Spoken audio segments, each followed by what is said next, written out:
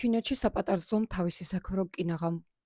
ჩინელმა ქალბატონმა წაიყვანა თავისი საქმრო სპეციალურ დაწესებულებაში, სადაც აქვთ სპეციალური აპარატურა, რომელიც ჭინთვების, ტკივილების იმიტაციას აკეთებს და ეს აპარატი შეუძლიათ კაცებმაც გამოსცადონ და იგრძნონ ის ტკივილი დაახლოებით თუ რა ტკივილებს განიცდის ქალი მშობიარობის დროს. თავიდან თითქოს ყველაფერი კარგად იყო, ისეთი სერიოზული არაფერი მომხდარა და ნელ-ნელა უმატებდნენ ამ აპარატს ძალას, რომ კიდევ და კიდევ გაზრდოდა ტკივილები და რასაც ქვია, ყველა ბედნიერება ეგრძნო მშობიარობის ტკივილებიდან გამომდინარე.